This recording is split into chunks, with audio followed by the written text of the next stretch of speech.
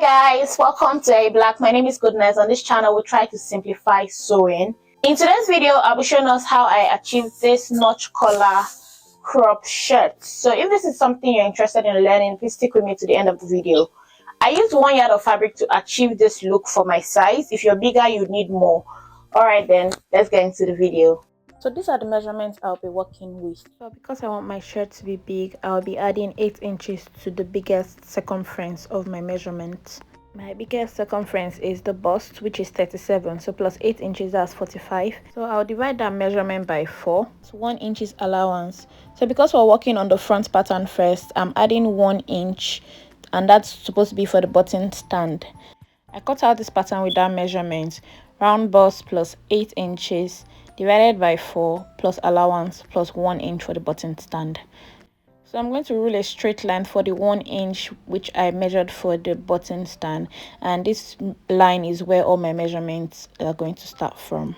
Adding 8 inches to my round bust measurement, and this is the result I have.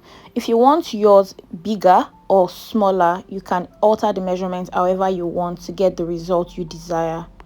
So I'm also adding some inches to my shoulder measurement, just in line with the kind of look I'm going for. So I'll add 3 inches to my shoulder measurement divided by 2. So that is 7 plus 3, that's 10. Please don't be confused looking at my tape. I know it says 14 there. It's because there are 4 inches off my tape roll. So any measurement I measure, it is minus 4 inches.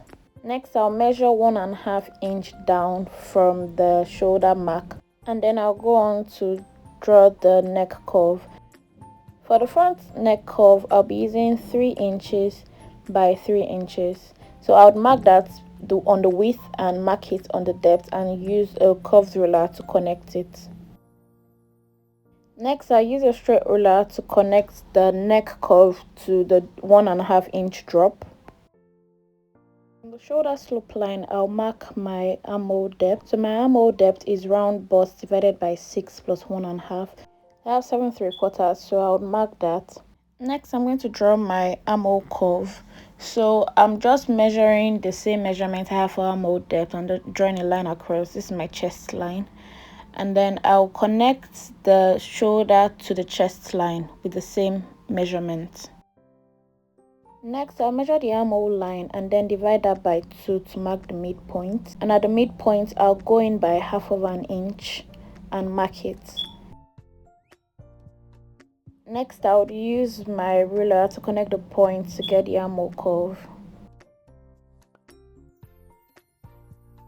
Because I'm going for a boxy look, I wouldn't be using my round waist measurement. So it's the same measurement at the bust and at the waist. If your waist measurement is bigger than your bust measurement, then you would want to use your waist measurement and then add whatever inches you want to add to get the look you desire. So now I'm just cutting out the pattern for the front, and then I'll go on to draft the back pattern. The difference between the front and the back pattern is the back is longer than the front, and it's not as wide because it doesn't have that 1 inch button stand. Also, the back is cut on fold. I've folded a piece of fabric that is wide enough to accommodate the back pattern, and then I place the front pattern on it, but ensuring that the 1 inch is on the fold of the back pattern because the back pattern doesn't have that 1 inch button stand allowance. Next, I'll measure the extension for the back shoulder. So it's going to be 2 inches longer than the front shoulder. You know how in shirts the shoulder joint is not necessarily on the shoulder, it just comes a little forward? Yes, this is how it's achieved. You have to make the back shoulder a little longer so that by the time you sew it, it folds onto the front a bit instead of being on top of the shoulder. It just gives it a better balance. I'll mark the 2 inches across and then draw a straight line on the back pattern. So now I'm going to cut the neckline for the back pattern, but before I do that, I'll fold the back shoulder to align with the front shoulder. I'm folding it, putting the allowance into consideration, so it's basically how it should look by the time I join it. I'm just trying to get the line of where the neck should be. I'll use my scissors to notch where the front neck curve meets the back neck curve, and then I'll go ahead to cut out the shoulder and cut out the whole back. Please bear in mind that if your pattern for the back is longer than the front, just like mine has, and you don't do this for the neckline, your front and back neck would not balance. So you have to fold it to ensure you find the place where the front and the back aligns and notch it before you go ahead to cut the back neck curve. Now that I have marked where my back neck aligns with the front neck curve, I'll open that up and then connect the curve. So the line I have is the depth, and then the length is where the front aligns to the back. So I'll just connect my curve and then cut it out, and also split my front button stand opened. Next, I'll get a piece of fabric and cut the facing for the front. The facing has to be wide enough to cover at least 2 inches from the center front, but not too wide that it reaches the shoulder part of the front.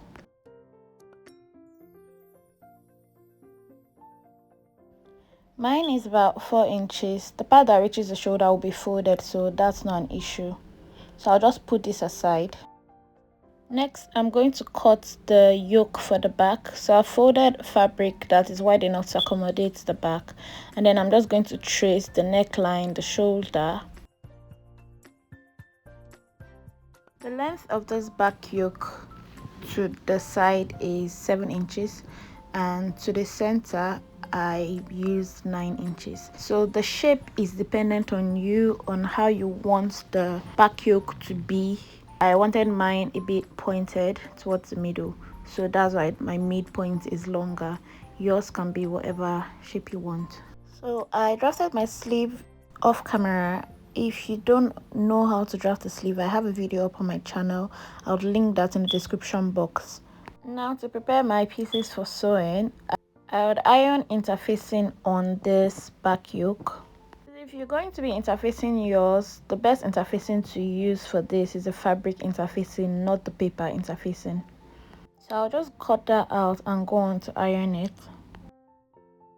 So I've ironed interfacing on it and also folded the edge in by 1/2 inch. And then for the front facing, I'll go and iron it in. I like to do all my ironing before I start sewing. That's just to ensure I have a neat finish and my work looks professionally done. So I've done all my ironing and this is what it looks like. So the next thing I'm going to do is to start sewing.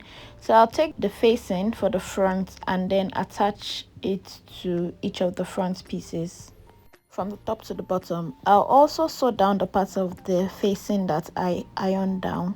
So I've attached the front to the facing and given it a good press.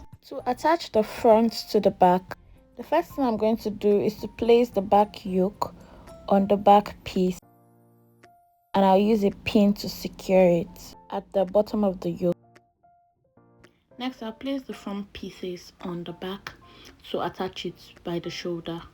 To attach the shoulder, I'll take the front piece and the yoke piece and then wrap it around with the back piece. So I'll turn it to the front, the back piece to the front, and then sew it from that area. That way it seals the stitch and the sewing is going to be between the yoke and the back instead of on where it shows. So it's going to look neat like this. I'll do that for both shoulders and then I'll go on to sew the back yoke down. I've attached shoulder and joined back yoke and this is what it looks like. The next thing I'm going to do is to align the front and back arm all together. Can you see that joining in front? That's what it should look like. Now I'm just going to iron it to get my shoulder midpoint to find where my sleeve should be attached from, and then I'll notch it. Now for the sleeve, I already ironed the hem, so now I'm just going to take it to sewing machine and sew it across for both sleeves. Now that I've done that, I'll take the midpoint of the sleeve and the midpoint of the shoulder and attach it. So I usually start from the midpoint all the way to the end and then come back to the midpoint of the shoulder and do all the way to the end for the other side as well. If you have excess on your sleeve, just as I did, just go ahead and trim that excess off. And then I'll go ahead and sew my shirt. So I left 1 inch allowance on both sides, so I'll just sew it by 1 inch all the way to the end. I also added measurement to my round sleeve measurements just to give me the big shirt feel as well. So I added 2 inches to my round sleeve measurement. Instead of 13, I have it as 15. After sewing the sides, I will fold the ends of the shirt and then onto the collar, which is what most of us are here for. We're going to measure the round neck, but first I'll measure 1.5 inch from the sewing allowance at the center front and mark it on both sides of the center front. So that part we're marking, we're going to sew that down, and that's where the collar will start from. After I measure the 1.5 inch on both sides, I'll go ahead and measure around the neck between the two 1.5 inches mark. Please, once again, my tape doesn't have 4 inches. That's why the measurements don't align with what I'm saying. So just use the measurements that I am saying instead of what you see on the tape. So 1.5 inches, and then I'll just measure around the neck. I have 14 inches for mine. So I'll take that measurement and go and draft the collar. So for the collar, I've folded fabric that is the 14 inches divided by 2, that's 7 inches. I'm going to be cutting it on fold, and I'll be cutting 2 pieces for the collar.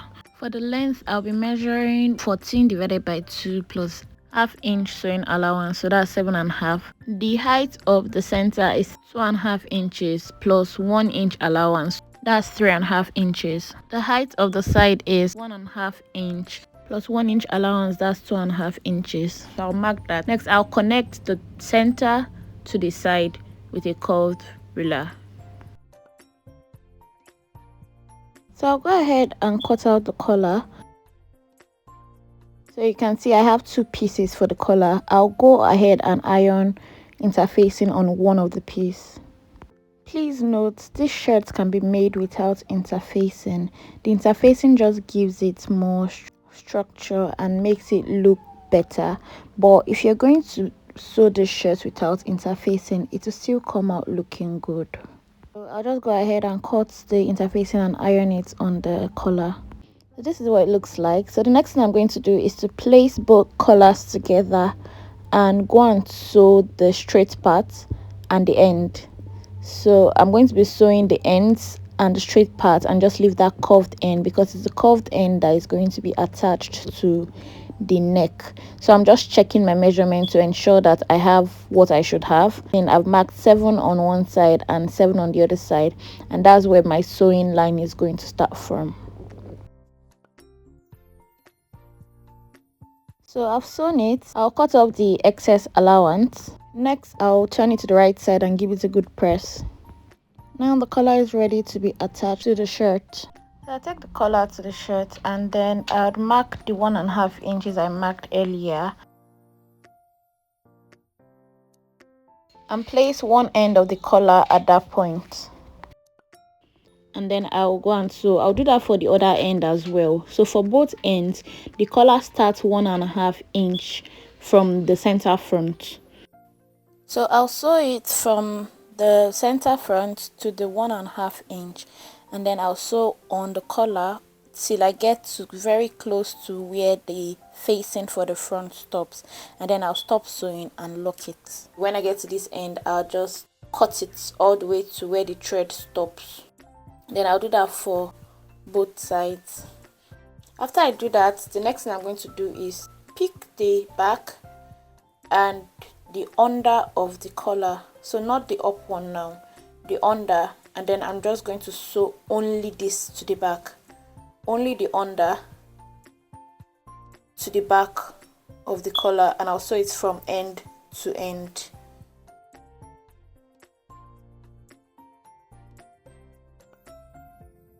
This is what the back looks like.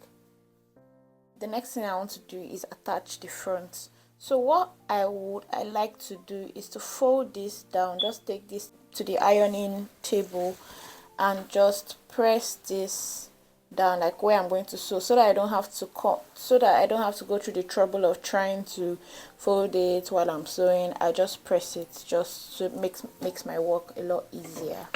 So now I've pressed it, and this is what it looks like.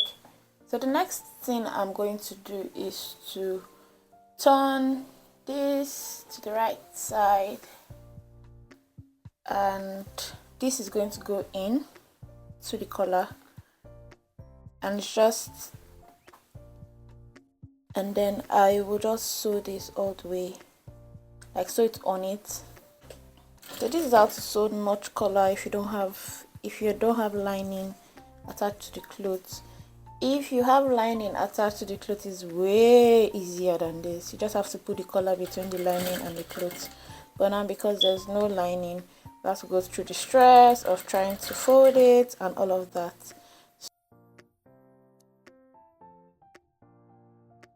So this is what it looks like, and can you see how neat it looks? Anyway, we've not knot this side yet, so I just did that, cut it. Can you see how neat it looks? So just to give you that neat look, let your clothes not be looking like it's obiomada, so it's or carpenter. So I hope this video has been helpful. I hope it's been easy to follow. If you like my videos, please give it a thumbs up. And don't forget to like, comment, subscribe, turn on the notification bell so you're notified whenever I post a new video. And if there's anything I forgot to say, please do it. Just so it encourages me to keep creating more videos, more tutorial videos for you that are beginner friendly. So thank you all for watching, and I hope to see you in my next video.